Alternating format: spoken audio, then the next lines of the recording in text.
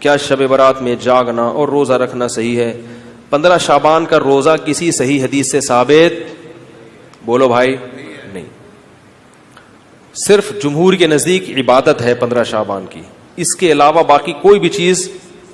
میرا اس پر بہت ڈیٹیل میں بیان ہے, یوٹیوب پہ سرچ کریں وہ بیان آ جائے گا. میسج ٹی وی والوں نے ایک انٹرویو لیا تھا اس پہ, اس میں نے دلائل سے ثابت کیا ہے, پوری مدلل بحث کی ہے کہ نہ اس رات میں قبرستان جانا چاہیے, نہ اس رات میں حلوے پکانے چاہیے, نہ اس رات میں الگ سے کوئی نہانا دھونا چاہیے, نہ اگلے دن کا روزہ رکھنا سنت ہے, نہ پٹاخوں کی کوئی حیثیت ہے.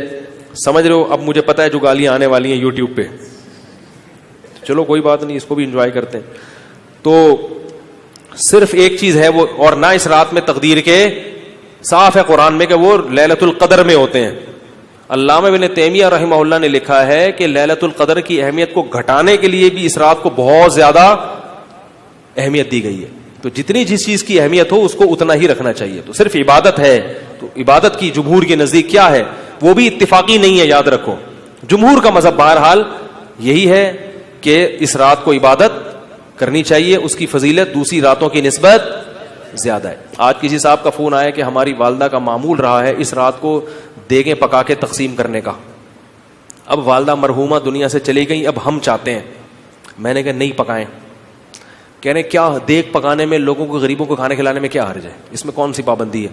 میں نے کہا پھر آج کھلا دیں, کل کھلا دیں, کیا خیال ہے؟ لوگ یہ بھی کہتے ہیں کہ بھئی آپ صدقات و خیرات سے کیوں روک رہے ہو لوگوں کو؟ بھائی صدقات و خیرات, جیسے لوگ کہتے ہیں نا بکرے کے صدقے میں کیا خرابی ہے. ابھی پھر کوئی صاحب مجھ سے الجھ گئے کہ آپ کیوں کہتے ہو صدقے کا بکرا بدعت ہے, اگر کوئی بکرا کھلا رہا ہے تو کیا خرابی ہے؟ میں نے کہا سوال پیدا ہوتا ہے جب غریب آدمی کو بکرے کے پیسوں میں زیادہ دلچسپی ہے تو آپ کو کیا تکلیف ہے کہ آپ اس کو بکرا کھلائیں؟ اس کا مطلب آپ بکرے کو کیا سمجھ رہے ہو, الگ سے کوئی فضیلت سمجھ رہے ہو بکرے میں. تو شریعت میں جس چیز کی الگ سے کوئی فضیلت نہ ہو اس کو الگ سے پروٹوکول دینا یہ بدعت ہے یا نہیں ہے؟ غریب آدمی کو کہہ رہے یار 20,000 کا بکرا لے کے دے دیا تم نے مجھے, تو مجھے 20,000 روپے دے دیتے. اگر آپ کہتے ہو اس کے کھانے کی حاجت ہے تو راشن ڈلوا دو. 20,000 میں جو راشن ہے, بکرا ایک ٹائم پہ ختم ہو جائے گا, 2 دن چلے گا, اور راشن پورے سال چلے. اس کا مطلب یہ ہے کہ بکرا مقصد ہے آپ کا, بکرے کا لیبل لگایا جا رہا ہے, صدقے کا لیبل لگایا جا رہا ہے, مقصد کیا ہے؟ ارے بھائی, تو اس لیے وہ کہنے لگے کہ میں 15 شعبان کو چاہتا ہوں غریبوں میں دیگ تقسیم کروں, تو صدقے میں حرج کیا ہے؟